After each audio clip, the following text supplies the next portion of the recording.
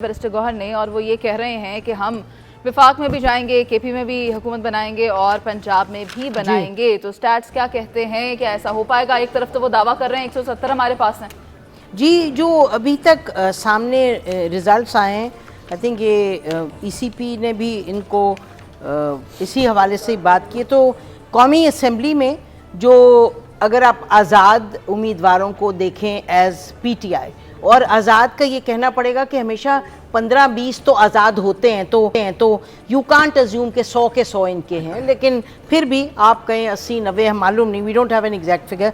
तो अगर इनको आप करें अज्यूम कि ये एक पार्टी हैं, और ये याद रखिएगा कि सुप्रीम कोर्ट में ये मामला उठेगा 1-2 रोज़ में, जो पार्टी की आइडेंटिटी मांगी है इन्होंने। और दूसरा ऑप्शन इन्होंने कहा है कि हम कौन सी पार्टी है, MWM या किसके, हालांकि गौहर साहब ने कहा है कि हम उस पर नहीं जाएंगे। जो उन्होंने अपनी प्रेस कॉन्फ्रेंस किया, उन्होंने कहा कि इसका कोई मजहबी कुछ ऐसी बात की है। तो इट सीम्स ये अपनी आइडेंटिटी को बरकरार रखेंगे थ्रू द सुप्रीम कोर्ट।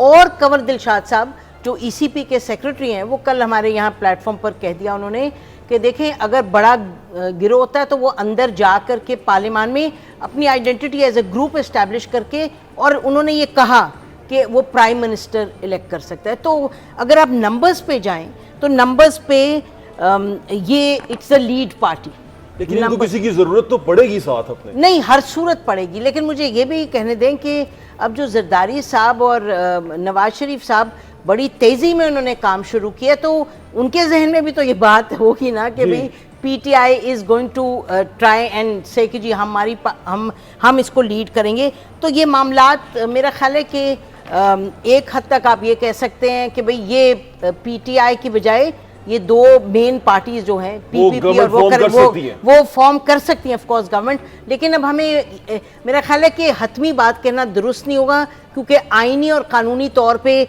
जो पीटीआई अपनी इनिशिएट किया हुआ है। और याद रखें कि पीटीआई ने बड़ी क्लियरली कहा है, और अगर आप देखें जो इन्होंने वीडियोस अपलोड किए हैं कि फॉर्म 45 इन्होंने कहा है कि जी हमारे पास इतनी उनके हैं फॉर्म 45 इनके कंस्टिट्यूंसीज के, तो हम लीड कर रहे थे। आपको दिलचस्प मैं आपको बताती हूँ figure. For example Alia Hamza जो हैं, जो कि कभी जिन्होंने पॉलिटिक्स पब्लिक एरिना में कोई नहीं की, लेकिन वो सेक्रेटरी रही, रिजर्व सीट्स पे थी, तो पार्लियामानी सेक्रेटरी, उनको 1 लाख वोट मिला है। नहीं, दैट्स नॉट इट, 5000 वोट उनका हुआ है रिजेक्ट, और 5000 से वो हारी हैं।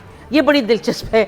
और वो जो मेहर बानो साहबा हैं मुल्तान में, वो मेरा ख्याल है हारी हैं कोई 8-10 से, और 12000 उनके रिजेक्ट हुए मुल्तान में। एक और, तो ये बड़े इंटरेस्टिंग स्टेटिस्टिक्स हैं विच देन टेल यू कि ये, लेकिन ये प्रूव करना थोड़ा सा मुश्किल हो जाएगा। आपको नहीं ऐसा लगता कि जब चैलेंज होगा तो प्रूव करना मुश्किल हो जाएगा? नहीं, बिल्कुल। जो फॉर्म 45 है, फॉर्म 45 जहाँ जैसे सलमान अकरम राजा साहब ने, उन्होंने कहा जी मेरे पास सब वीडियोड हैं जो फॉर्म 45 हैं, और वो कैलकुलेट करें तो वो मेरे बनते हैं। और वो लाहौर हाई कोर्ट ने उसको स्टे दिया। तो सवाल ले लें, क्या ये पता चलता है कि मेरा वोट रिजेक्ट हुआ है? वोट जो रिजेक्ट होता है वो किसी का भी हो सकता है। 5000 वोट हो सकता है, उसमें 3000 ना हमजा का रिजेक्ट हुआ हो, तो वो तो आप बता नहीं सकते कि किसका रिजेक्ट हुआ। नहीं, लेकिन हम 2 चीज कर सकते हैं। एक तो हम कह रहे हैं फॉर्म 45 जी। वो तो अगर उनके पास एविडेंस है जब भी बात आगे बनेगी, नहीं तो नहीं चलेगी बात अगर जुबानी कह दें हम। और दूसरा जो रिजेक्टेड वोट का है, वो मेरा ख्याल है कि प्रेसिडेंट्स हैं, अब मुझे ऐसे नहीं याद, बट बाय लॉ प्रेसिडेंट्स है, आप नाम पे मोहर नहीं लगा सकते, काफी गलतियां होती हैं उससे। भाई साहब, ये प्रेसिडेंट का रोल क्या देखते हैं आप इस सारे के अंदर, इस सारे सिनेरियो के अंदर, गवर्नमेंट बनाने के अंदर प्रेसिडेंट कहाँ खड़े हैं? देखिए, प्रेसिडेंट साहब जो हैं, उन्होंने माजी में तो ये साबित किया है कि वो मुल्क के सदर कम और पार्टी के मेंबर ज़्यादा हैं। जी, एग्जैक्टली। कई दफ़ा उनसे गलतियां हुई हैं जिनकी उन्होंने बाद में माफ़ियाँ भी मांगी हैं। कई दफ़ा उन्होंने ऐसे काम किए हैं जो उनको नहीं करने चाहिए थे।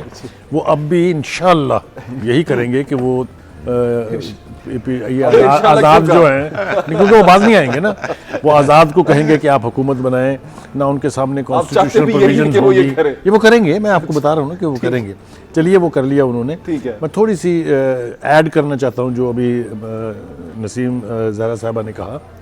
वो यह है कि रिजेक्टेड वोट, एक तो आपने कहा कि उसकी आइडेंटिटी इस्टेब्लिश नहीं हो सकती कि किसका था जी। और दूसरी बात यह है कि ये नहीं हो सकता कि आपने मोहर तो गलत लगाई हुई है लेकिन उसको ट्रीट ठीक किया जाए। जी, आपने स्पॉइल कर दिया फॉर्म सारा, लेकिन उसको माना जाए कि ये आपका वोट है। ये भी दुनिया में कहीं नहीं होता। इसलिए जब ये चैलेंज किया जाएगा तो वो जो आरओ था वहाँ पर बैठा हुआ वो दिखाएगा कि ये है जनाब वो 5000 वोट, देख लीजिए इनको मैं कैसे वैलिड करार दूं, अगर मैं वैलिड करार दे दूं इसको तो किसकी फेवर में दूं। लेकिन exactly, वोट sir, तो नहीं उसी बता रहा तरह। ना कि मैं किसका कि वो हूं। परेशान कुन हो जाएगा मसला, वो उस पर चौधरी जी। साहब आप ये देख रहे हैं सारा माजरा, आपको क्या नजर आ रहा है, आप किस तरफ जा रहे हैं हम फॉर्म, जो अगर पीडीएम की गवर्नमेंट देख रहे हैं आप, या आपको लगता है कि जो पीटीआई है, जो आजाद उम्मीदवार हैं पीटीआई के हमायत याफ्ता, वो कामयाब होंगे किसी और को साथ में लाने में? नहीं देखें, ये तो रियासत की तरफ से आउट ऑफ क्वेश्चन है ना अच्छा, कि उनको कोई मौका मिले। मैंने कल भी अर्ज किया था कि अगर कोई पार्टी चाहेगी भी मेन स्ट्रीम के हमने अपोजिशन में बैठना है तो शायद उसको इजाज़त ना मिले। हमने तो हक़ाइक़ के मुताबिक जो ज़मीनी हक़ाइक़ है उसको मद्देनज़र के बात करनी है ना।